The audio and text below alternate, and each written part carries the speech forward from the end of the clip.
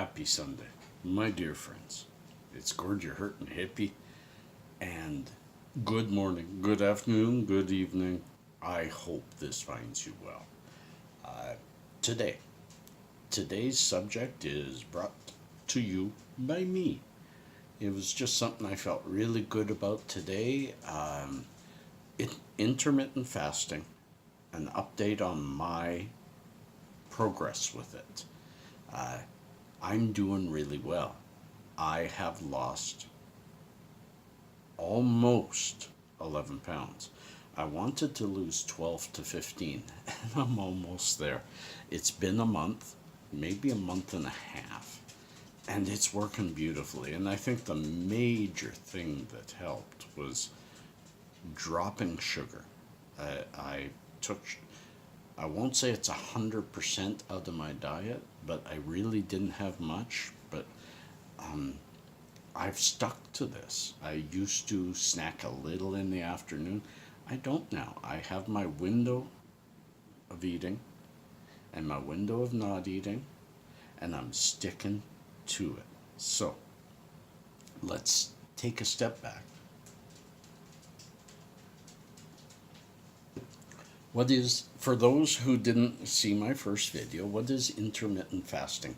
It is a throwback, and it's not for everybody. Let's get that straight. It's a throwback to we are an animal.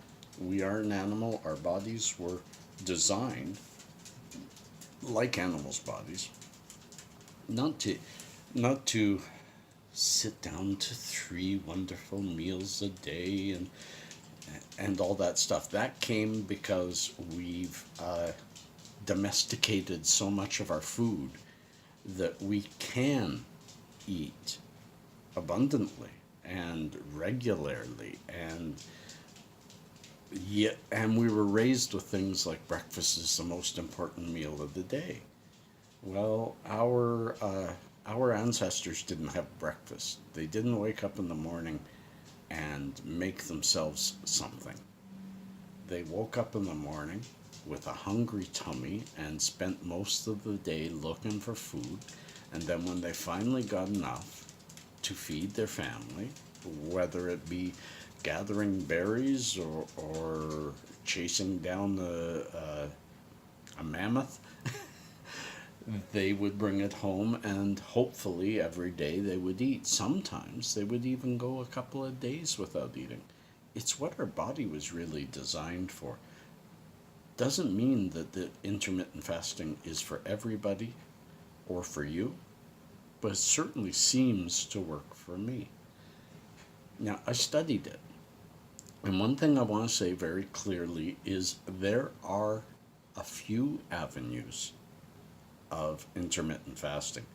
I don't think it matters which one you take, but the science isn't perfect.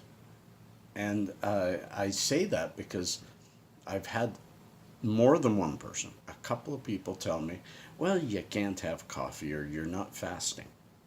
But I'm going to show you probably right there. I'm going to try to put it right there, or maybe up there, or maybe it's going to come across the screen. I don't know, right about now.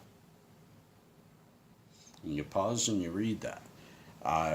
And if you Google it, you will find that more of the responses in Google say that as long as you're not adding, as long as your drink is not more than 50 calories, which without sugar or milk, coffee's, I don't know how many calories, but it's very minimal, it still counts. So all I'm doing, I wake up in the morning, I've actually gone to 1 cup. Yes, it's a big cup, but I used to drink 2 with sugar in it and a fair amount of sugar. Now it's 1 cup, and that's it.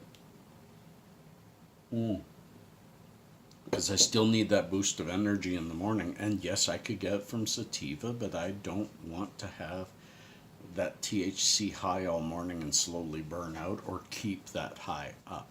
That's just not who I am. So it doesn't matter if you want to fast and go without coffee or tea, then you're fasting even better than I am.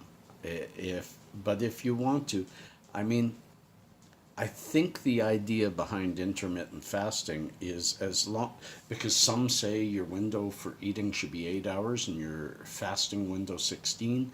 Some say your eating window should be squished down to 4 hours. I myself seem to go from about, yeah, I go about 6 hours, starting about 4 o'clock in the afternoon. Sometimes I don't even start till 6 o'clock in the evening, but it is working. And weigh yourself before you start eating again. Wait until that moment before you start eating again and weigh yourself consistently every time. Try to wear the same clothing, all that, so you get an accurate. But you know what? I have weighed myself in the morning. You can get kind of OCD about your weight. You weigh yourself way too much, anxious. I don't know what the word is. Um, don't weigh yourself too often.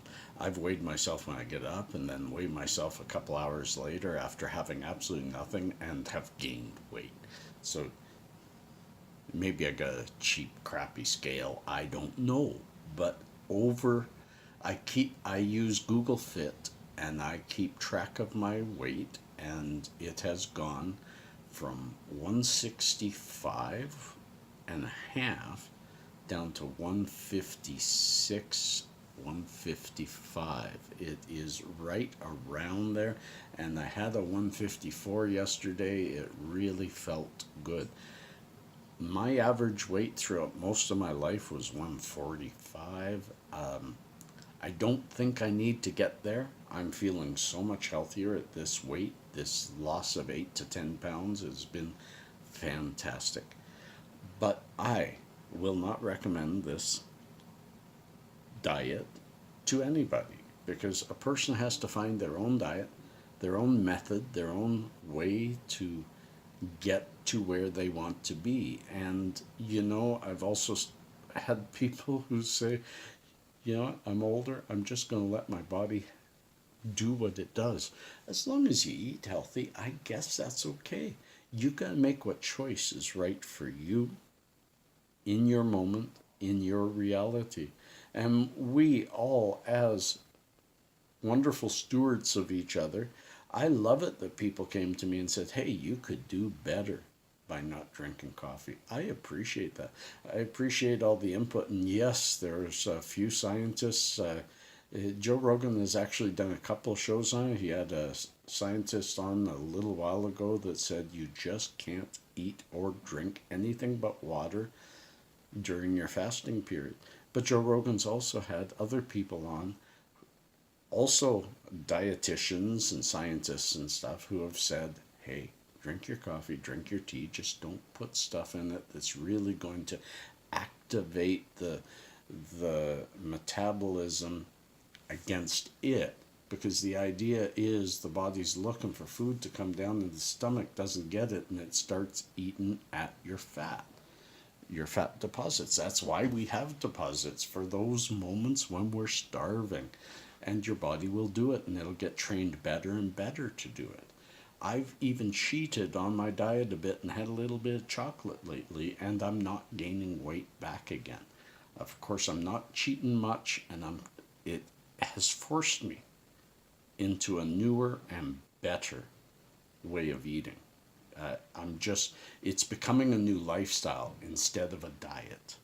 And because it was what I almost always did anyway, I never ate till early in the afternoon. I never ate breakfast or lunch.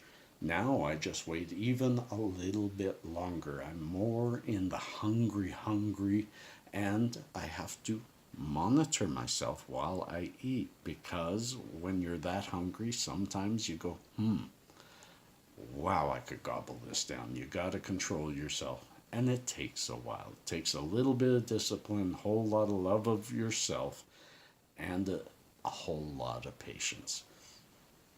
And, I guess I should update you all. Some of you got the update. I don't know yet when the tooth thing will start.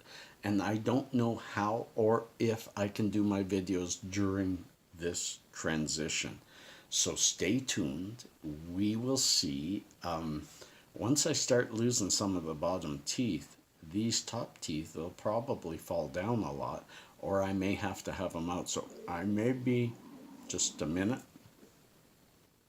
I maybe will have to talk to you like this sometimes, and that's without my teeth in.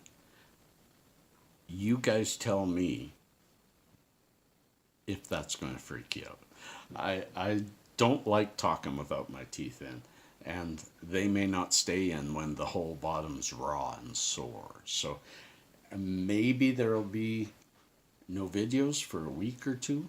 Maybe there'll be little 3-minuters where I talk to you like this, so I hide my face. I don't know.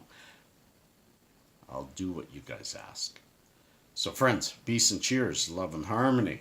Subscribe, watch another video, hit that like button, and share even, share. Hey, if you see something you like, sometimes maybe your friends like it too. Peace and cheers, love and harmony.